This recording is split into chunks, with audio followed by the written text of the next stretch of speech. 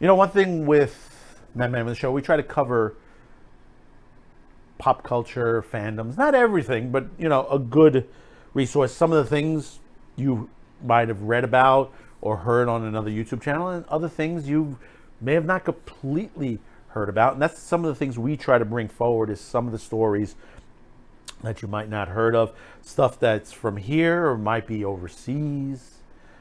And it's an important structure toward any shows, that you want something a little different than everybody else. You don't want the same type of content, but, you know, it's kind of hard to do these days.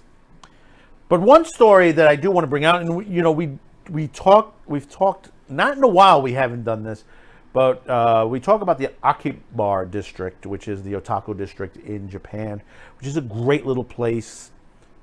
Look at me, little. A great big place for games, manga, anime stuff, you know, whether it's anime, light novels, accessories, statuettes, stuff like that. Another thing that's major in the Akihabara district is the Maid cafes, and we've discussed this before. And we've had a couple stories where there are, since with the pandemic last year, we've talked about that the mobsters, the yakuza, stuff like that, have started to move into the Akihabara district because they're being pushed out by the police in the red light districts throughout Japan. And the police have tried to maintain that as well, but there have been other issues since then, and basically it's due to, there are what we call entertainment laws. I mean, we have that here. We have cabaret licensings and stuff like that. It's like in New York City, do you know, if you own a bar, you can't have dancing in it unless you have a cabaret license. Most people don't realize that. You know, when you see people dancing in a bar, that's illegal. You know, if you have an inspector come by, you could ticket the bar for that, because you have to have a cabaret license in order for people to dance. And, you know, some people curtail that, especially in the outer boroughs. A lot of the bars out there don't pretty much on there because the inspectors don't come out there. But in the city, you know, like down in the village or up on Amsterdam Avenue, you know, you got bars up there that basically, you know, if they don't have a cabaret license, they tell people, don't dance, please don't dance. You know, before we go any further, there is a bar. I don't know if they reopened because there was a explosion that tore down half the block. But this bar survived. But this was a bar that was based on a monastery. You walk into it, and if you wanted to go to a quiet bar to have a drink, this was the place to go. Because if the room level noise got to a certain level, the bartenders shush you. I mean, I'm not kidding you. They just literally shh. They shush you because the level cannot get above, because that's the way they want to keep it, which that's nice. But what's going on in Akihabara, and you saw it from the opening trailer, is that you saw a lot of maids are out there. You know, they've lost, that whole area has lost a lot of money. They've lost the tourism, you know, the tourism dollars because of this whole pandemic situation. And there was, again, another shutdown. Well, in Japan, it's not really a shutdown. It's just basically an advice to say, listen, try to stay indoor and all that. But it is drawing more people out. But it's not drawing them into the cafes. Now, the laws on the adult entertainment business regulations is you're allowed to do certain things if you're this way, and you're not allowed to do things in the other way. Now, in the case of maid cafes, they are sort of like the cabaret thing, and they're not allowed to run until they're allowed to run till 1 a.m. After that, they have to shut down. Restaurants, on the other hand, can run 24 hours. They can run straight through the morning, because they, hey, you get like here, you get hungry, you got to go find someone. You're going to find a 24-hour McDonald's or Burger King or White Castle. You just come out of a club, or you just come out of your job. I mean, I used to come out of a job that I have about 4 or 5 o'clock in the morning, starving, and I go to a cafe just to get breakfast at that time in the morning. And then there are other times where I had left the job at 1 a.m. and I had to go find something to eat at that time. And, being in New York, you'll find something 24/7. During the pandemic, it got a little harder because most places shut down about 9 p.m., 10 p.m. But in this case, we're going to read this off of Sora News 24. This is also on Otaku Magazine, has also printed this as well. So you can find this on it. Sora is very good when it comes to this. Crackdown on illegal maid cafes, looking to be making maids a rare sight on the streets of Akihabara. You saw from the video that they're out there like red light district. They're standing there trying to draw the customer in. And it's getting to the point where the police department is cracking back on that. And that's part of the situation. Tokyo police bust 5 maid cafes for violating the adult entertainment business regulation law, and they're looking for more. In recent years, Tokyo Akihabara neighborhood has become most famous for its maid cafes, as if for anime and video game specialty shops, which if you're ever there, must hit those shops. I'll tell you, they're fantastic. I've seen many videos on it. There's a couple of guys that I do recommend on there that talk about video games, and they've been there and they've loved it.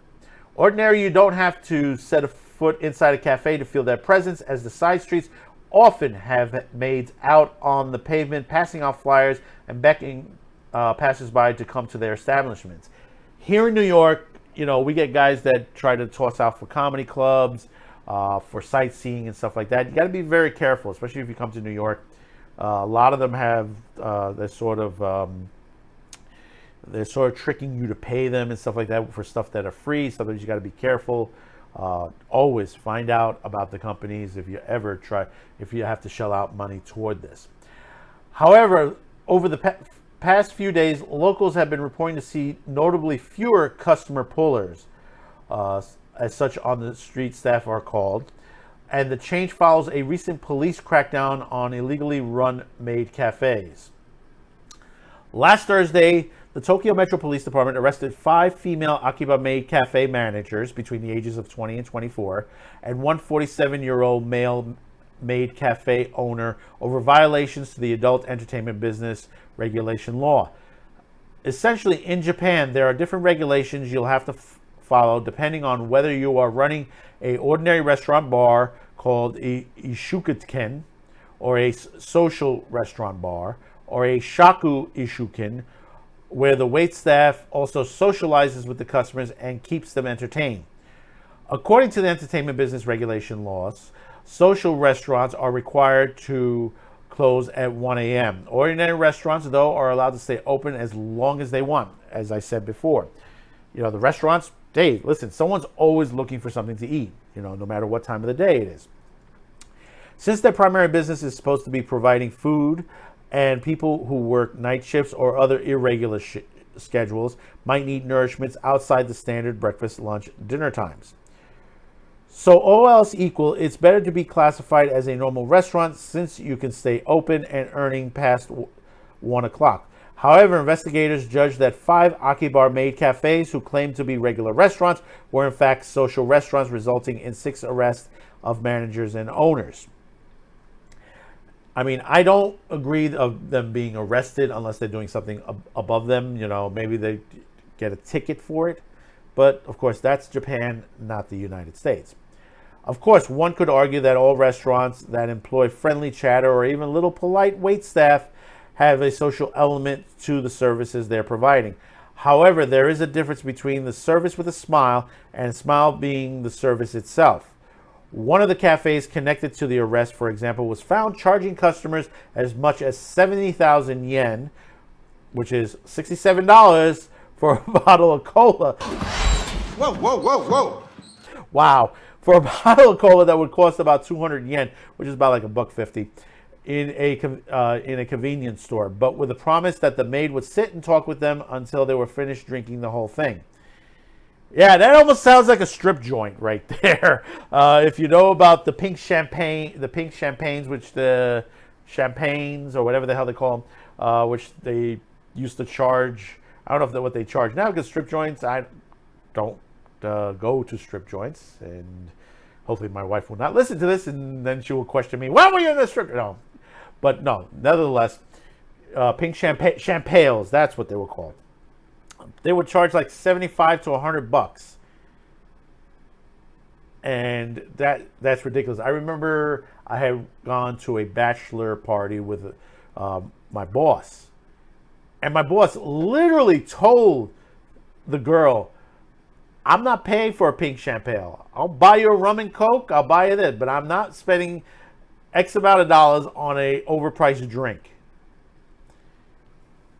And she ended up getting a rum and coke, which only cost a couple bucks to my boss. Last week, 6 arrests come after 4 of the maid cafes in April for similar violations, and investigators say that such conduct remains rampant in the neighborhood. Now, from this article, the crackdown, I think what it is that, understand that a lot of these companies have lost a lot of money. Now, the other half, like I said, how many of these companies are run by the Yakuza, too? You have to remember that thing. We do have the mob element in Akihabara recently, and this article doesn't bring that out because probably we don't have that information. But I can believe it probably, some of it, not all of it, some of it might be attributed to mob actions that is going on in this part of Japan. The other half is, I think there are people that are going to try to take advantage of the situation, and then there are those who are trying to make the buck to keep themselves afloat. So I mean, all of it is, if you're violating the laws, it's still wrong. And I understand that. There are other ways you could try to keep your business afloat. The best way you can, word of mouth, social media. There are things that you can do to keep it going. Now, most people say, well, maid cafes, it's all this sexist. No, actually, they're really nice. I mean, some of them, yeah, they could fall to that category. But primarily, most of the maid cafes, you could see a lot of YouTubers who are on that side of the world. These are in English.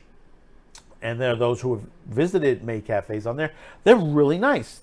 I mean, the food that's served there is like you can get an omelet over rice with, a latte and what they call, there's like these pink sodas or something like that you get with your meal. And they draw on the omelet, they put your face on the omelet, and they put a little cat on the latte. And then there's like singing entertainment, and then you get your picture with the maid. I mean, there's no sexual activity, Yeah, they're dressed as maids. This is what it looks like on an anime or something like that, And guys are like, there are people out there that, like, oh, no, you can't have that. How much is it different from Hooters? Or maybe some of these other specialty joints that's out there that, they may dress a little scantily. That's okay. This is a maid, it's a maid. I've seen worse out of a regular. I've been to a couple of bars down south that the girls are in tight, and I'm talking tight shorts, really tight shorts, that the boss has them wearing constantly. And I'm not talking about Hooters. This is other places that are down there that are constantly on there. And they're wearing tank tops that are tight as well. People don't complain about those. They don't. They let those go off, but the male version, you have the male joints that are just catered to women. Like Chippendales. You don't hear people protesting in front of Chippendales saying, "No, we can't have guys on there." Nope, because it's guys.